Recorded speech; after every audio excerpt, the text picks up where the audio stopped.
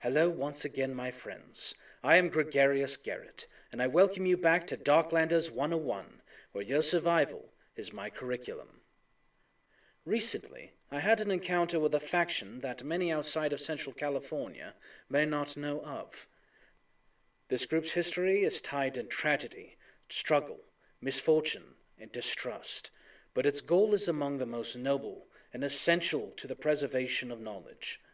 I refer, of course, to the organization known as the Librarians. Now, due to Roy's circulation of these discs across the Republic, I had a surprisingly informative run-in with the Librarians while investigating rumors of their presence in a certain part of the Republic. Instead of me being destroyed, they recognized me and allowed me to meet with their leader, Lord Librarian Horus Duvall. For the sake of preservation, Duvall allowed me to interview him on matters regarding the past, present, and future operations of his order. First, we'll begin with the question many are asking right this moment. Who are the Librarians? In the world before, the Librarians were a group of activists struggling to maintain the integrity of paper-printed books. They opposed the increasingly digitized world around them, as hundreds of years of knowledge were being archived into computers and personal devices. The Librarians knew that a system crash or a blackout had the potential to wipe out all those volumes stored into the hard drives. So their organization tried in vain to keep the libraries of the Republic in print and out of mainframes. When Black Halloween struck, the group reorganized under its leader, Crimson. Initially a rogue among her peers due to her preference of robbing private residences and stealing much-cherished books, Crimson quickly earned herself the title of Head Librarian as she focused the group on seeking out and preserving texts before the chaos gripping the world could consume them. Crimson gathered members of their group in the one place so far untouched by the ravages of the newborn Darklands, Alcatraz. The island prison soon became the Librarians' fortress, the Grand Crimson Library. According to Duvall, Black Halloween erased millions of works of literature, science, the arts, and history, which, to the Librarians, was on par with a second apocalypse. Under Crimson, the group sought out the remnants of the printed word, breaching government institutions, national archives, historical societies, and college libraries. These heists made them enemies rather quickly, which forced them to adapt to the new ways of the world, taking up arms and literally fighting for the preservation of their cause. The activists became warriors. In the years that followed, the Librarians contended with many of the forces Darklanders face today, the early generation Fuglies and the budding marauder gangs that harass their patrols, the Neo-Americans and Madison and Oregon, trying to prevent the restoration of the Republic, the wizards of the Guild of Gary, whose quest of knowledge conflicted with their own. Everywhere they turned, the Librarians found adversity, but ultimately it was from within the organization that they found their greatest struggle. Crimson was consumed by what she called the never-ending war for knowledge. Her convictions waned from seeking out books to preserve and towards the ultimate destruction of their enemies.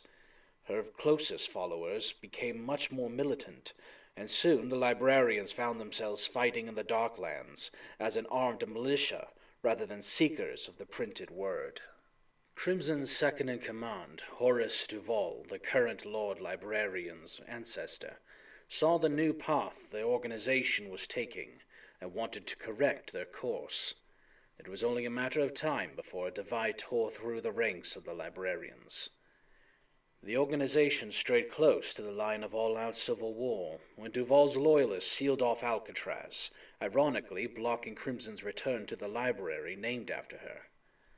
After 3 days, the oddly named Battle for Alcatraz was waged as Crimson and her followers attempted to breach the library, but the fortress held firm. The impenetrable island prison now worked against her forces. Thankfully, no librarians actually lost their lives in this conflict, making it the least battle-like battle in the history of battles. Eventually, Horus gave Crimson his demands. If she and her legion, as he called them, surrendered the books they had collected and left the island in peace, they would be spared. Crimson, with her ammunition low, her people exhausted, and placed between the rock and a hard place, soon conceded and left Alcatraz, banished from the very organization she had helped found.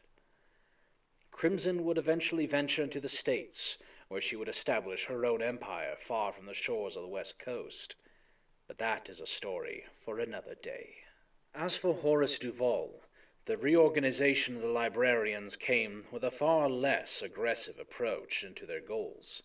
Instead of fighting on the battlefield, they would skirt the edges and seize their prizes while their enemies looked on, none the wiser. If they were discovered, the Librarians would simply retreat and regroup, as Horus focused on preserving not just the books of the world, but also those who sought them out. He even began recruiting outside of their order, taking in those who shared their passion and their commitment. This was a controversial move, but one that allowed the Librarians to swell their numbers. This was seen as their golden age, as the Grand Duvall Library now swelled with thousands of rescued and preserved texts. But every age must come to an end, and the Librarians' prosperity was shattered 22 years after their founding. The Big One ripped through the Republic, leveling the valley and submerging half of San Francisco. The earthquake took the Librarians completely by surprise. Those on Alcatraz had no time to secure the library before the San Francisco Bay swallowed the island, killing the thousands of librarians within and destroying the sacred books they had spent 2 decades of hardship retrieving. The loss of the Grand Duvall Library was a crippling blow to the Librarians. Not only did they lose the head of their order, but also their treasured hoard of knowledge. If not for the fact that Horus Duvall hadn't been on the island at the time of the Big One, it is likely the organization would have collapsed then and there. Horus had been on the mainland trying to negotiate a truce between the Librarians and the Guild. When he learned of what had happened, he was quick to send messengers to collect the remaining Librarian parties out in the Darklands, regrouping at the Aptos College Library, the second largest of its kind on the West Coast. There, Horus tried to re-establish the foundations of the organization, but the loss of Alcatraz weighed heavily in many hearts. Most of the survivors simply lost hope and walked away, while the stalwart remained committed to the cause. Horus renewed their search, sending librarians beyond the Republic, hoping to find remnants of the printed page out in the States. Some even took to the sea, as Horus sought to bring their mission to other countries and territories. It was an ambitious prospect, but today there is little indication that these missionaries ever found success, especially due to the rise of the Crimson Legion in Texas. After Horus's passing, the Duvall family maintained their position as leaders of the Librarians. But by this time the Darklands had been solidified, and their people found themselves constantly at odds. Horus's way of infiltration and stealth no longer functioned as a sound strategy. Librarians soon came into conflict with the Sons of Samhain, the All Souls, and the various cults sprouting throughout the country.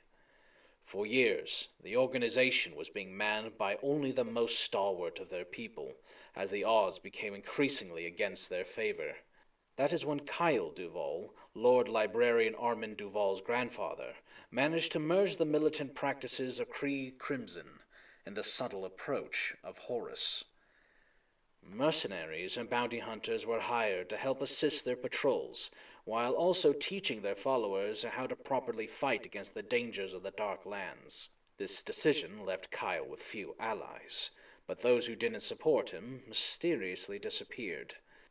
In Kyle's eyes, the preservation of the works of authors, historians, and scientists greatly surpassed anything else. If one spoke against him, they were branded a traitor and banished, never to be seen again. It was under Kyle's authority that the Librarians' decades-long rivalry with the Guild of Gary erupted into war, as the Paladins saw Kyle as a tyrant, and the Wizards saw him as a greedy miser. Kyle Duvall even discontinued the title of Head Librarian, giving himself the new moniker, Lord Librarian, to better solidify his position as master of the organization. Up until the current day, the Librarians have fought battles on all fronts, tiptoeing the edge of the complete collapse of their order, and yet they have always managed to endure, either by the strength of their passion or dogmatic determination. Today, the Librarians have practiced a less aggressive approach, choosing to fight with guerrilla tactics and utilize a vast network of informants and spies. For those who aren't openly hostile against them, the Librarians maintain a symbiotic relationship. In exchange for books or information regarding their whereabouts, the Librarians offer a wealth of information. These relations may extend to solely colonies, or perhaps even marauder groups. The Aptos College Grand Library, as it is now called, serves as the headquarters of the organization, but unless you have a book or two for trade or for safe passage, I would steer far clear of the campus. The Librarian Scouts there are masters of stealth, and are known to remove threats to the library before they get even close.